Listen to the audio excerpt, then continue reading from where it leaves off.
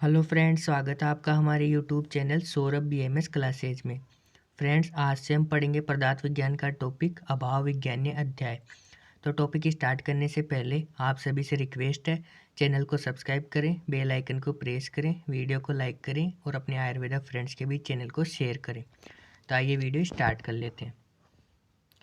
First अपना topic रहेगा अभाव की परिभाषा। किसी वस्तु की अनुपस्थिति अभाव कहलाती है। जैसे घड़े के नष्ट होने के बाद उसका अभाव, यानी किसी वस्तु की जो एब्सेंस अनुपस्थिति जो है वो अभाव कहलाती है। जैसे घड़ा जब तक नष्ट नहीं हुआ था तब तक उसकी इस वर्ल्ड में प्रेजेंस थी, उपस्थिति थी, पर जैसे ही वो घड़ा नष्ट हो गया तो उसकी एब्सेंस या अनुपस्थिति हो गया, यानी उसका अभाव हो गया। यानी अभाव क्या हुआ कि किसी वस्तु की अनुपस्थिति अभाव कहलाती है। सेकंड अपना रहेगा टॉपिक अभाव के भेद का। तो अभाव के दो भेद होते हैं, ससरंगा भाव और अनोन्या भाव। तो फर्स्ट अभाव का भेद आ रहा है अपने पास ससरंगा भाव। ससरंगा भाव का मतलब होता है ससरंग या विरोधी भाव, ससरंगा भाव कहलाता है। अब विरोधी भाव क्या होता है? विरोधी भाव का मतलब किसी एक वस्तु के विरोध के कारण दूसरी वस्तु का अभाव हो जाना विरोधी भाव कहलाता है। अब इसको आप एक प्रैक्टिकल एग्जांपल से भी समझ सकते हैं।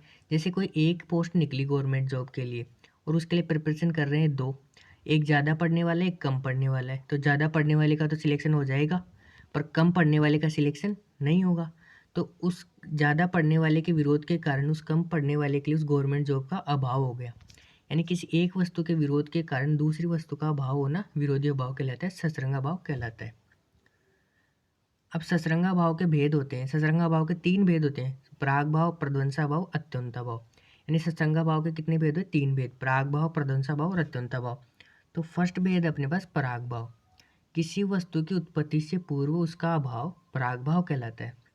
जैसे मनुष्य के जन्म से पहले उसका अभाव, घड़े के बनने से पहले उसका अभाव।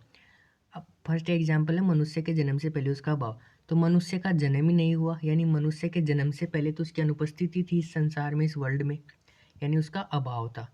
घड़े के बनने से पहले उसका अभाव, तो घड़ा जब तक बना नहीं उससे पहले तो उसकी एब्सेंस अनुपस्थिति थी, यानी उसका अभाव था। यानी किसी वस्तु के उत्पन्न होने से पूर्व उसका अभाव क्या कहलाता है? पराग भाव। ससरंगा भाव का सेकंड भेद अपने पास प्रध्वंसा भाव। किसी वस्तु के नष्ट होने के बाद उसका अभाव प्रध्वंसा भाव कहलाता है। जैसे मनुष्य की मृत्यु के बाद उसका अभाव, घड़े के नष्ट होने के बाद उसका अभाव। तो मनुष्य की मृत्यु के बाद जब तक मनुष्य जिंदा था तब तक उसकी प्रेजेंस उपस्थिति थी, पर जैसे वो डेथ हो गई उसकी तो उसका एब्सेंस हो गया, अनुपस्थिति हो गई, यानी उसकी अभाव हो गया। सेकंड है घड़े के नष्ट होने के बाद उसका अभाव। जब तक घड़ा नष्ट नहीं हुआ था तब तक उसकी प्रेजेंस थी, उपस्थिति थी, पर जैसे वो नष्ट हो गया तो उसका अभाव हो गया, एब्सेंस हो गया। तो वो क्या कहलाएगा? प्रध्वंसा भाव, यानी किसी वस्तु के नष्ट होने के बाद उसका अभाव। अब ससरंगा भाव का तीसरा भेद आता है अत्यंता भाव। किसी वस्तु का पूर्ण या सर्वकालिक अभाव अत्यंता भाव कहलाता है। पूर्ण या सर्वकालिक का मतलब होता है हमेशा रहने वाला भाव, यानी ये भाव कभी भी खत्म नहीं होगा, इसकी कभी भी पूर्ति नहीं होगी। जैसे फर्स्ट एग्जाम्पल अग्नि में शीतलता का भाव, सेकंड जल में उष्णता का भाव। तो अग्नि में शीतलता का भाव, अग्नि में हमेशा उष्णता पाई जाती है, ना कि शीतलता। अग्नि में कभी भी शीतलता नहीं होगी, यानी अग्नि में हमेशा शीतलता का अभाव ही रहेगा।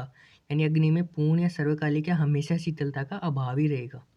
सेकंड है जल में उष्णता का अभाव। जल में शीतलता पाई जाती है, ना कि उष्णता। तो जल में उष्णता का हमेशा के लिए अभाव है, यानी पूर्ण या सर्वकालिक अभाव है। तो ये अत्यंता भाव कहलाएगा, यानी किसी वस्तु का पूर्ण या सर्वकालिक अभाव अत्यंता भाव कहलाता है। इस प्रकार से सतरंगा भाव के भेद समाप्त होते हैं। अब सेकंड अभाव का भेद था, वो था अनोन्या भाव। दो वस्तुओं की आपसी भिन्नता से उत्पन्न अभाव अनोन्या भाव कहलाता है। जैसे घटपट नहीं है, गाय घोड़ा नहीं है, यानी दो वस्तु आपस में स्वरूप में भिन्नता रखेंगी तो जो उत्पन्न होगा अभाव वो अनोन्या भाव कहलाता है। जैसे घटपट नहीं है, घट तो बोलते हैं घड़े को, पट बोलते हैं वस्त्र को, दोनों आपस में स्वरूप में भिन्नता है। तो घड़े में तो केवल घड़ा ही होगा और पट में केवल पट ही होगा, पट बोलते हैं वस्त्र को, ठीक। तो घड़े में तो वस्त्र नहीं होगा और वस्त्र में घड़ा नहीं होगा। सेकंड एग्जाम्पल गाय और घोड़ा। तो गाय और घोड़ा दोनों स्वरूप में अलग अलग हैं, तो गाय में तो घोड़े का भाव है और घोड़े में गाय का भाव है। यानी दो वस्तुओं की आपसी भिन्नता से उत्पन्न जो भाव होता है वो अनोन्या भाव कहलाता है। इस प्रकार अपना अभाव वाला चैप्टर यहाँ पे समाप्त होता है। Thanks for watching.